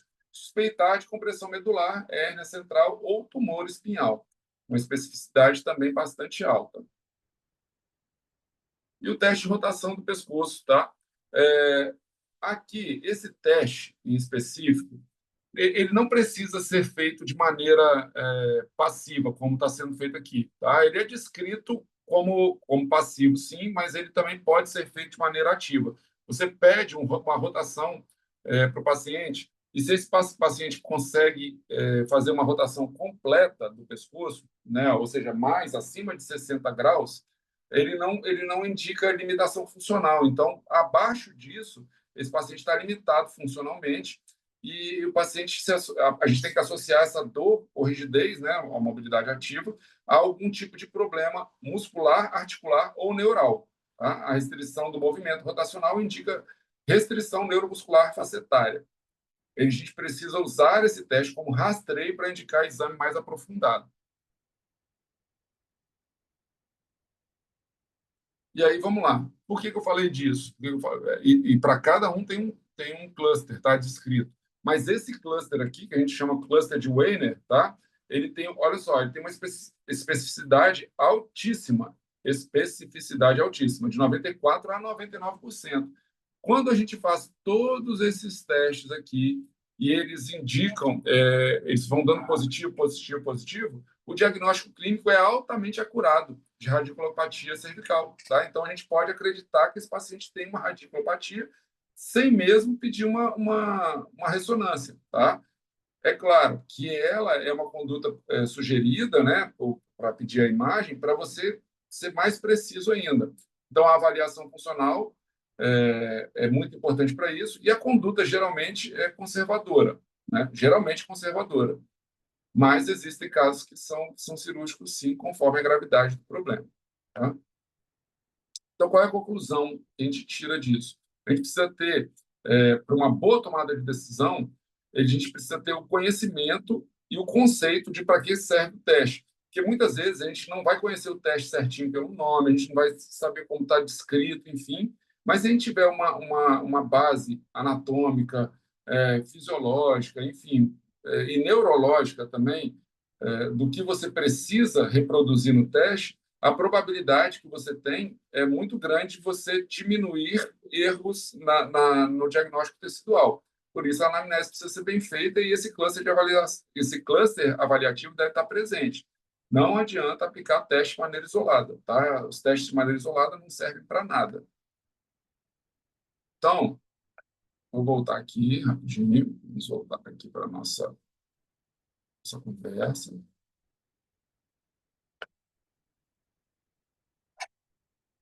Conversar um pouco. Eu quis fazer essa aula de testes funcionais, era a aula que estava programada para segunda-feira, eu não conseguia apresentar, Por quê, gente? Porque eu vejo que muitas vezes esses testes são negligenciados. A gente passa por cima deles sem qualquer tipo vamos dizer assim, quando a gente faz sem indicação, muitas vezes, e quando não fazemos, a câmera não está funcionando ainda, está falando? Deixa eu voltar a câmera aqui, desculpa. Então, quando a gente faz esses testes, a gente faz ele muitas vezes sem indicação. A gente não precisa nem fazer o teste, mas a gente insiste em fazer só para compor ali na avaliação. Então, a gente precisa ser específico para poder aplicar esses testes. E não vai adiantar aplicar um teste ou outro para poder diagnosticar uma falha em algum tipo de sistema do corpo. A gente precisa unir várias e várias e várias informações. E o teste nada mais é do que aquilo, ó, a conclusão de toda a sua avaliação, ou seja, da sua anamnese, do seu exame físico e tudo. Agora, eu vou partir o quê? Parto para os testes funcionais ou para os testes ortopédicos, neurológicos, para poder confirmar tudo aquilo que eu já colhi na minha avaliação. Eu sei que o paciente tem uma probabilidade de uma neuropatia, então eu vou aplicar testes que vão estirar, por exemplo, o nervo e me confirmar aquilo.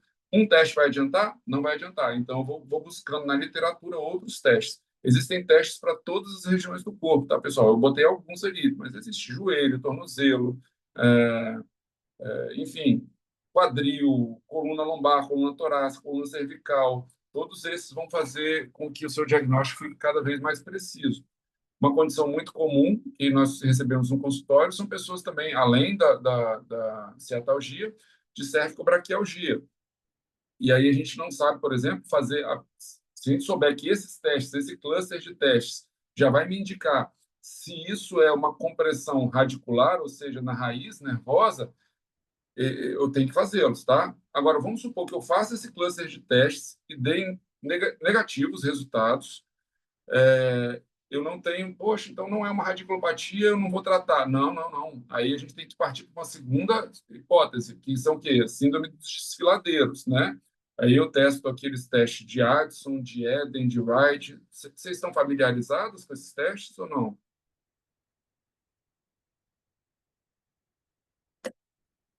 Eu vou abrir o microfone de todo mundo, para todo mundo falar ao mesmo tempo. Não é possível, gente.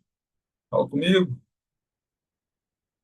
Pessoal, teste de desfiladeiro, vocês estão familiarizados com eles? Eu não, Vinícius. Não. Não? Tá. Para que serve esses testes de desfiladeiros? Para quando os testes de radiculopatia, né, de dor radicular, derem negativo e o paciente tem sintomas de radiação para membro superior. Beleza? O paciente chegou para você e falou bem assim: Bianca, eu estou sentindo muita dor irradiada para o meu braço. Primeira hipótese, esse paciente pode ter uma compressão radicular, eu preciso testar. Então, eu uso o cluster de técnicas, o cluster de compressão, rotação, tração, para saber se isso vem lá de cima, lá da cervical. Fiz todos os testes, deram negativos. A probabilidade de não ser uma compressão radicular é altíssima, mas esse paciente tem a queixa de dor irradiada para membro superior. Vou excluir então, a probabilidade, se for para o braço esquerdo, você não vai ficar dando mole, você vai encaminhar esse paciente, né, para um cardiologista, né? Preciso avaliar se não tem algum problema, algum risco cardíaco. Ou então, na sua anamnese, você vai colhendo dados que te levem a pensar nisso. Por exemplo, paciente, você tem palpitação, sente palpitação, tem arritmia, sua pressão é boa, e a gente vai excluindo. Não, não, tudo tranquilo, faça atividade física todos os dias, tal, tal, tal. Beleza, então você vai excluindo essas possibilidades de se relacionar com uma dor visceral ou viscerossomática. E aí eu vou testar, então, o quê? Desfiladeiros, tá? Os desfiladeiros que a gente fala, né? Os desfiladeiros cervicais, que é o desfiladeiro escalênico, né? O primeiro desfiladeiro, na realidade, é o forame, tá? Mas aí você já testou o forame deu negativo. Forame de conjugação. Então, você vai testar o desfiladeiro escalênico, um teste que a gente chama de teste de Addison, né? É um teste que a gente faz uma inclinação contralateral, tá? Inclinação contralateral, enquanto eu estou palpando o pulso radial desse paciente. Palpo o pulso radial, faço uma inclinação lateral, tá? e peço e vou observando o pulso. Teste positivo quando o pulso radial diminui, tá bom? Por quê? Porque provavelmente, por conta do feixe vascular nervoso que sai da cervical e vai para o braço, se comprime aqui entre os escalenos, principalmente o escaleno anterior e médio, esse feixe se fecha, esse feixe se prende ali, ele se comprime, e aí o pulso radial aqui embaixo vai diminuir, beleza? Primeiro desfiladeiro. Segundo desfiladeiro, costo clavicular. Mesma coisa, os testes de Addison, Eden e Wright, tá? Que é Addison, desfiladeiro escalênico, Eden, desfiladeiro costo-clavicular e Wright, desfiladeiro do peitoral menor, tá bom? Mas para fazer o teste de Eden, eu vou fazer o quê? Uma compressão, aumentar a compressão entre a clavícula e a primeira costela. Para isso, eu vou posicionar a minha mão dessa maneira, né, no paciente, meus dedos, né? E eu vou fazer uma compressão em direção crânio-caudal, tá? Da clavícula em relação à costela. Peço uma inspiração para o paciente, estou palpando lá o pulso radial, peço uma inspiração para o paciente, prende o ar, uma pequena apneia, e observo se esse pulso diminui. O pulso diminuiu, desfiladeiro, costo clavicular, tá com algum problema, a gente precisa mexer nesse desfiladeiro. E o último teste de Wright, que é o do peitoral menor, eu continuo palpando o pulso radial, faço passivamente uma rotação externa com abdução na horizontal, mantenho o pulso, se esse pulso diminuir, enfraquecer ou parar, sinal de que existe uma compressão nesse desfiladeiro deltopeitoral, tá? E aí, como é que eu vou conduzir meu tratamento? Beleza, vamos supor que o desfiladeiro escalênico deu positivo, eu vou tratar quem? Escaleno. Vou ficar precisando tratar escaleno, costo-clavicular e peitoral? Não, se o escaleno foi positivo, eu só trato escaleno. Agora, existem casos que você tem uma compressão mista, por exemplo, um desfiladeiro escalênico e um desfiladeiro peitoral, deltopeitoral. Então, eu vou tratar o escaleno e vou tratar o peitoral. E aí que entra a jogada. Lembra que eu falei lá no início, para eu tratar um músculo, eu preciso tratar primeiro o quê? No início, não, na aula passada.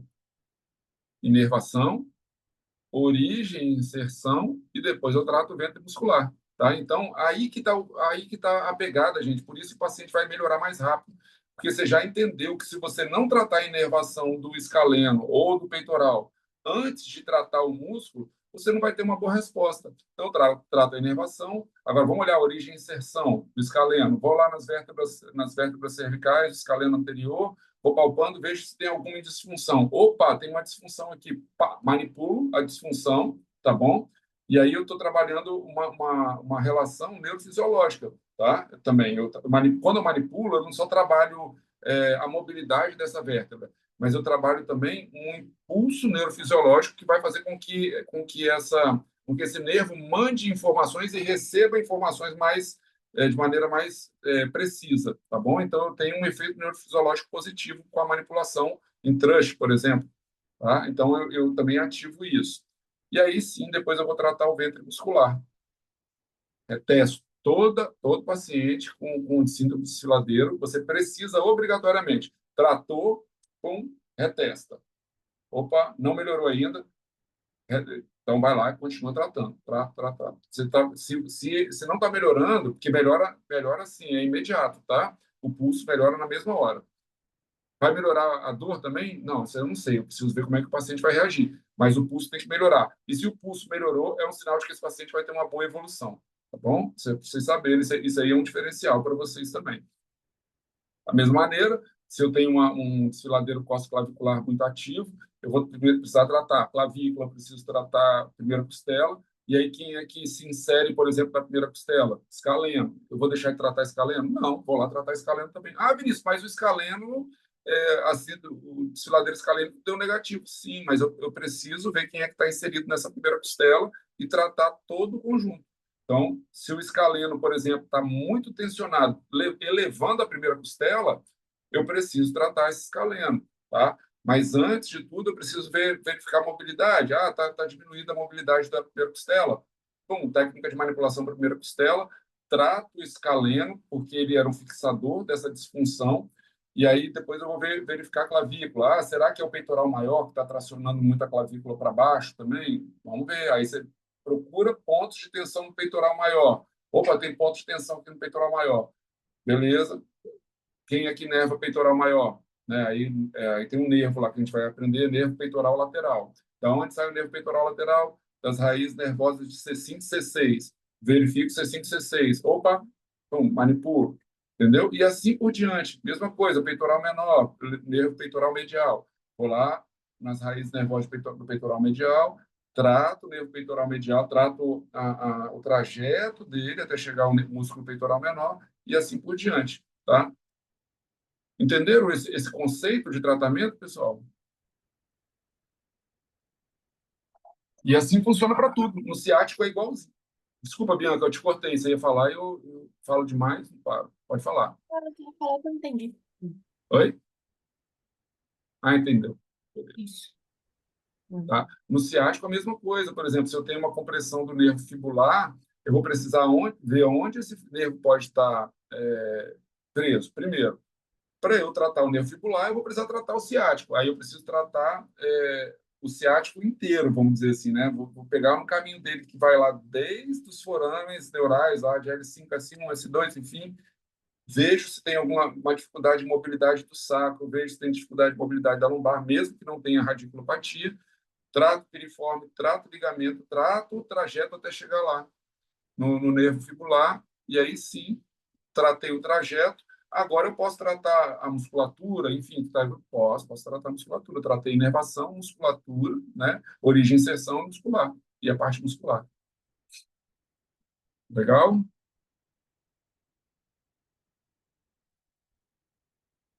Alguma dúvida, pessoal? Tem algum comentário a fazer? Flávio, tem algum questionamento, alguma coisa?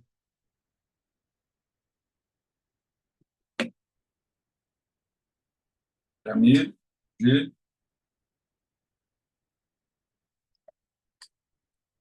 E acho que todo mundo foi dormir. Tô entendendo, Vinícius.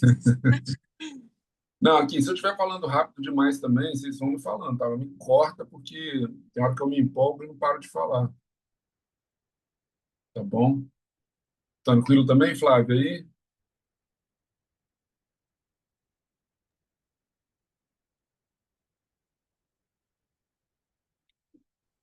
Acho que o microfone da Flávia não está funcionando. Flávio, você tá ouvindo?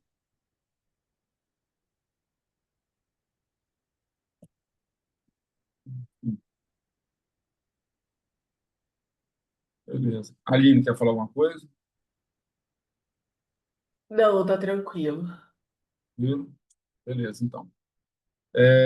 Vamos lá, gente, rapidinho. Vou aproveitar que eu estava com o Atlas aqui de anatomia aberto, para eu mostrar isso aqui para vocês aqui também.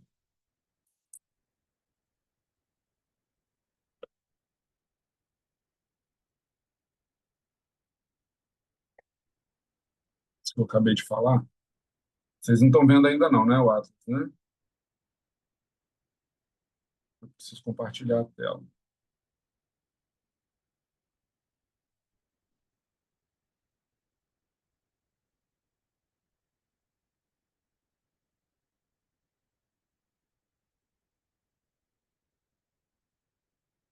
Ó,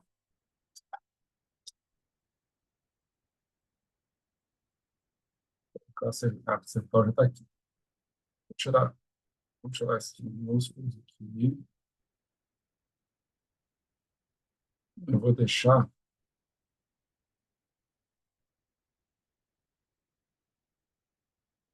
que é o famoso, né? O famoso plexo braquial.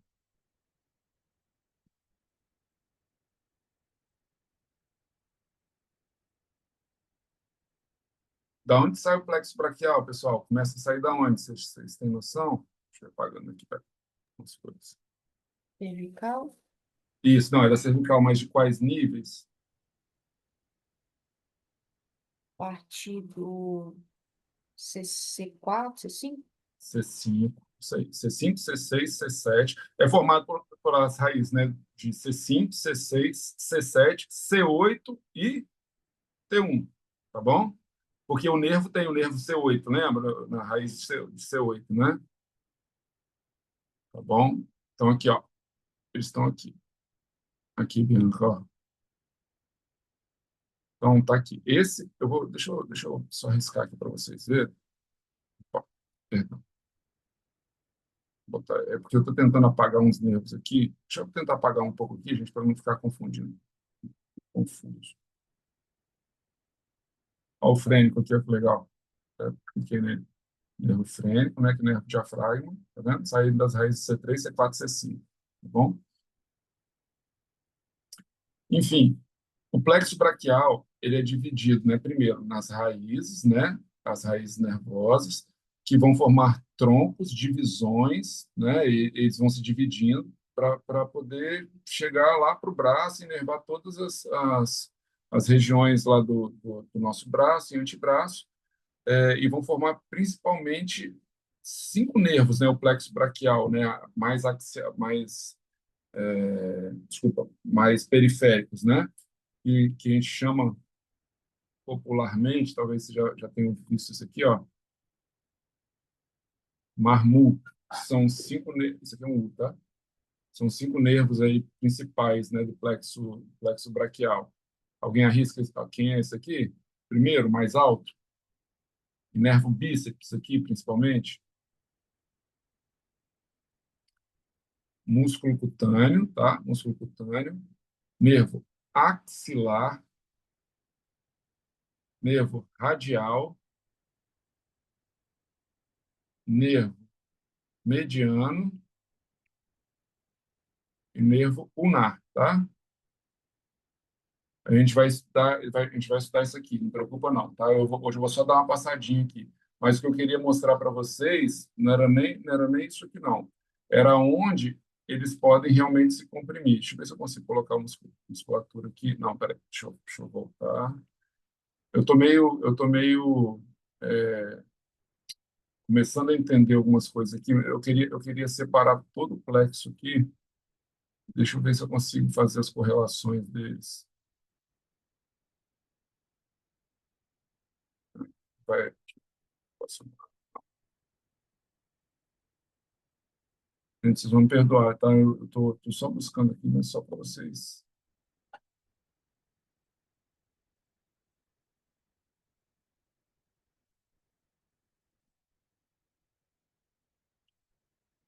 Enfim, não adianta fazer nada. Mas, ó, queria colocar o escaleno aqui para vocês verem. Deixa eu tirar aqui. Tá aqui. Deixa eu tirar o batismo, o ECOM. Isso aí. Aqui. Isso. Vou tirar outra peça aqui também. Isso aí. Então, ó, tá vendo aqui, ó? Escalenos, ó. Escalenos, fibras anteriores, tá vendo aqui? Tá? Escaleno anterior e escaleno médio, tá bom? Então, o plexo braquial, ele pode ficar comprimido entre esses dois músculos aqui, que a gente chama de desfiladeiro escaleno. Se você tiver tensão em qualquer um desses dois músculos aqui, seja o escaleno anterior ou seja o escaleno médio, você pode ter uma compressão, por exemplo, do plexo braquial nesse nível. E aí a gente faz aquele teste da artéria radial lá, tá? Se eu botar aqui, deixa eu ver se eu consigo botar a parte vascular aqui também. Tá?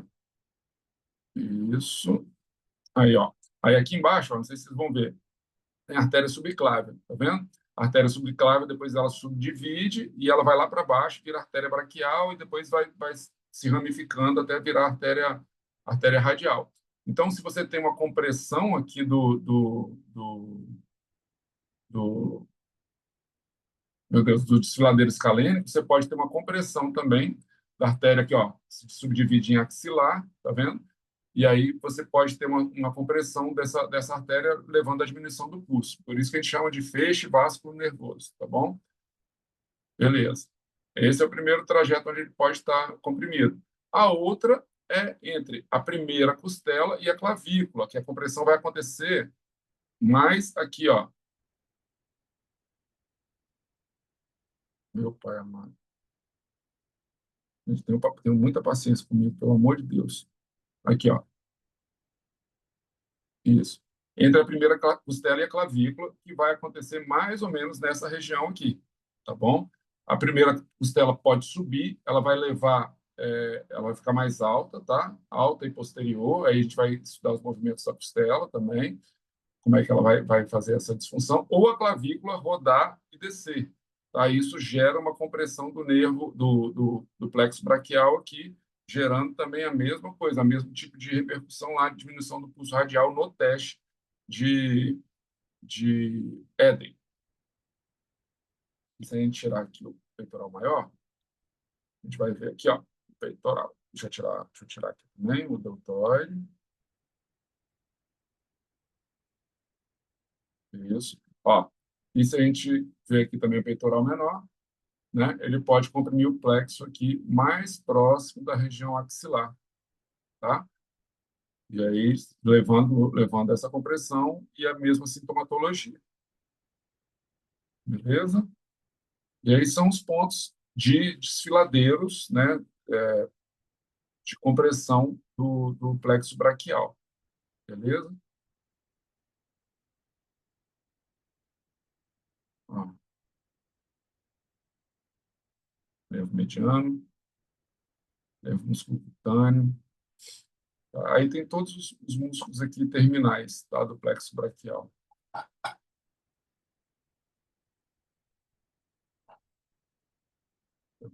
Vinícius, você falou ali a compressão que pode acontecer entre a primeira costela, a clavícula, Uhum. depois peitoral, e o primeiro é o que mesmo? Não consegui É anotar o aqui. desfiladeiro escalênico do Ah, tá. escaleno. Então tá certo. Anotei.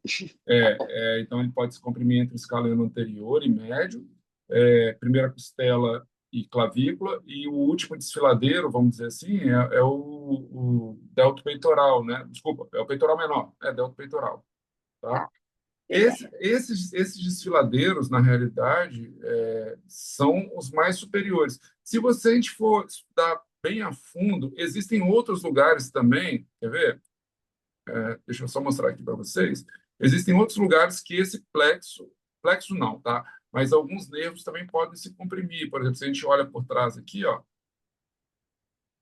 eu acho que eu mostrei isso para vocês em algum momento. A gente tem alguns pontos de compressão de nervos específicos, tá? Aqui, ó, a gente tem um espaço aqui, ó, tá vendo que é meio triangular aqui, ó, tá? É um espaço, a gente chama espaço triangular, que a gente pode ter uma compressão do nervo axilar. Tem esse outro, aí a gente chama de intervalo, tá? Também. Aí são espaços e intervalos. Intervalo quadrangular, que é esse aqui, ó. Não, desculpa, esse aqui é o espaço quadrangular. Aqui, ó.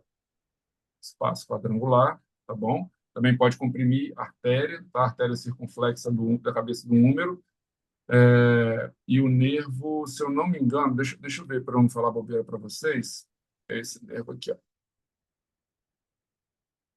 Nervo radial, tá vendo? Que ele pode estar comprimido. E aí tem uma outra situação que é um intervalo triangular, que eu não estou encontrando ele aqui agora. Peraí, isso aqui, tá aqui, o intervalo triangular, que aqui a gente tem uma outra compreensão. Na realidade, é aqui que o radial se comprime, tá bom? No intervalo triangular. Espaço triangular é o mais superior, espaço quadrangular e o intervalo triangular. E aí você pode ir buscando também, porque às vezes a pessoa só tem sintomatologia de compressão de um desses nervos. E aí você pode buscar nessas correlações também. E aí você precisa entender quais são as estruturas que compõem cada espaço e cada intervalo, e aí você vai atuar nelas. O tríceps está envolvido em todas, tá? Então, assim, aí a gente negligencia o tríceps também, né? E aí a gente precisa trabalhar o tríceps para poder liberar esse trajeto neural, por assim dizer. Beleza? Ficou alguma dúvida, pessoal?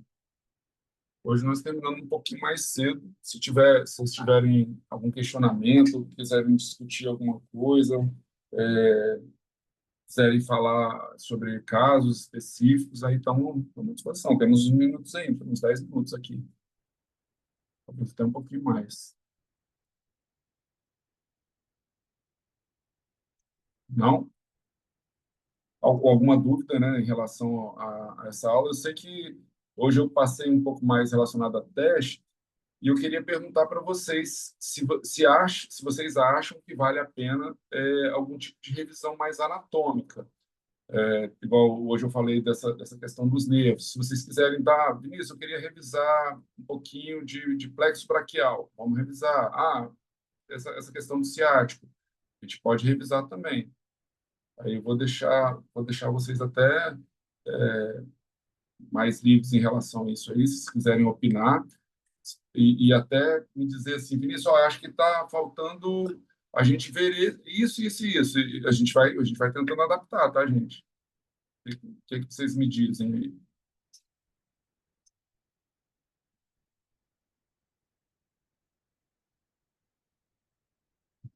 Nada, tá bom. Vinícius, só uma dúvida rapidinho. Fala aí. Você falou dos testes lá, você deu os exemplos, né, das questões das porcentagens de sensibilidade e especificidade que você falou. Sim. Você acha que depende do teste, mas você acha que tem um que seja mais importante que o outro? Igual você disse que a sensibilidade é normalmente os positivos, né, que a gente vai estar acertando, né, se vai dar positivo, e o outro é o negativo, mas depende do teste, ou você acha que, por exemplo, a especificidade é mais importante ou não? Entendi. É assim, Jamile, sempre existe um teste que é um guia, né? É um que vai te direcionar para fazer ou não outros testes. Você precisa levar em consideração, inicialmente, quando você está fazendo um teste, a especificidade, não a sensibilidade. Quando você já intui, pelo menos, o que pode ser. Vou dar o exemplo do ciático, né? O teste que é mais utilizado realmente para detectar uma compressão do ciático é o LASEG. O LASEG vai começar a te direcionar para outros testes, a possibilidade de fazer outros testes ou não.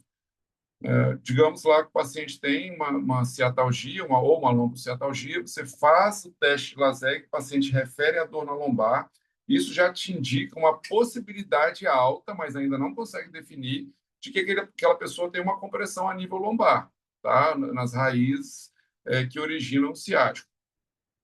E aí vamos estreitar isso, vamos tentar definir se a compressão eu acredito que tenha.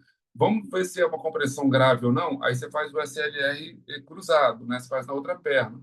Se o paciente não relatar dor ali no SLR, no LASEG cruzado ou no SLR cruzado, você já descarta, por exemplo, um problema mais grave, né? Você pode ter uma compressão radicular, mas ainda você não consegue determinar com precisão, porque o teste, assim, ele tem uma sensibilidade boa, né, e também uma especificidade, mas ainda não dá para bater o martelo. E aí, como é que a gente pode complementar isso? Vamos testar reflexo, por exemplo, o reflexo sural, aí você vai lá, testa reflexo com martelinho mesmo. Opa, tem uma diminuição do reflexo do tríceps sural, por exemplo. Isso já pode me levar a pensar que esse cara realmente tem uma compressão mais radicular, porque o reflexo aqui está diminuído, e aí a gente sabe que o reflexo testa mais o arco medular, né? Então a gente vai trilhando esse caminho para poder fechar um possível diagnóstico de compressão radicular, entendeu? E é claro que, para alguns casos, a gente vai precisar, sim, Jamile, da ressonância magnética para poder concluir e bater certo. Mas, nesse caso, por exemplo, que eu dei o exemplo da cervical, do cluster de técnicas cervicais, de testes cervicais, a possibilidade se torna muito alta, porque a especificidade pode chegar a quase 100%, né? 99% de especificidade. Então, se todos os resultados derem positivos, a probabilidade desse paciente ter uma compressão radicular a nível cervical é muito alta, entendeu? Vai precisar de ressonância? Não sei, quem sabe. Às vezes, sim, porque pode ser que seja um caso cirúrgico, e aí você não vai ter muita ação nesse caso, entendeu? Aí depende também da reprodução dos sintomas. Nossa, aumentou a minha dor, né? Ou não, é essa dorzinha que eu sinto. Então, isso também tem que ser levado em consideração. Deu para entender? Deu sim, Vinícius. Você Obrigada. precisa, você precisa partir de algum, né, Jamília? Assim, você Sim. perguntando para mim, então, assim, eu sempre começo com um teste que tenha pelo menos uma especificidade maior. Maior. Mas aí é difícil, né, determinar qual teste que tem mais especificidade, porque aí você vai ter que ficar abrindo literatura para poder ler. Então, na dúvida, teste um monte, faz um monte de teste, faz um, opa, deu positivo, ó, se vários testes são positivos, né? Aí você tem que saber qual é o princípio, porque tem alguns testes que são para descartar aquilo, né? Ah, deu positivo, ah, tá, então deu positivo, vai descartar aquilo, tá? Então, isso aí tem que ter, essa é a jogada, tá bom? Sim, era isso que eu queria saber, assim. Mas obrigada. Beleza. Mais alguém?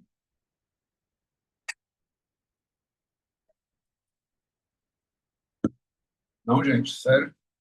O que que vocês acharam aí enfim, dessa metodologia de teste, essas coisas? Vocês acreditam que sejam? Eu sei que no Pilates talvez isso seja muito complicado, né, instituir, mas nos pacientes de vocês eu acho que é válido. Se vocês quiserem, a gente não, desculpa, eu mando para vocês esses artigos que descrevem os testes. Estão todos em inglês, eu não fiz ainda o chat traduzir, mas aí pelo menos vocês vão ter uma relação assim, ó, testes para dor discal em lombar. Aí tem lá os testes, o SLAMP, tem o LASEG invertido, enfim, tem o como é que fala? De aumento da pressão. Aline, me ajuda aí. Quando você faz o aumento da pressão. Aumento da pressão. Você quer saber o nome? Eu falei aqui agora. Deixa eu tentar lembrar. Qual Peraí. salva? Qual salva? Ao salvo, é isso. Cansaço.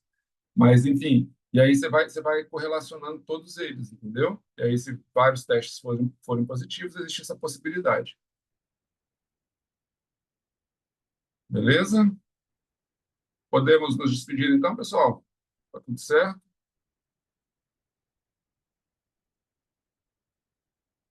Gente, uma boa noite. Flávio, quer falar alguma coisa? Não, eu ia falar. Tá dando para ouvir? Tá, aham. Ah, tá. Não, eu ia falar dessa questão dos desfiladeiros, né? Eu não sei as meninas, mas às vezes eu esqueço do desfiladeiro. E aí, no Pilates, assim, no exercício. E é sempre, às vezes, esse relato, dói aqui. E o aqui é mais ou menos na parte posterior do pescoço, descendo um pouquinho para o ombro. Sim. E aí não Vai chega no braço relatando. inteiro. Isso, aí vai, agora tá formigando no cotovelo, tá repuxando na parte interna do braço.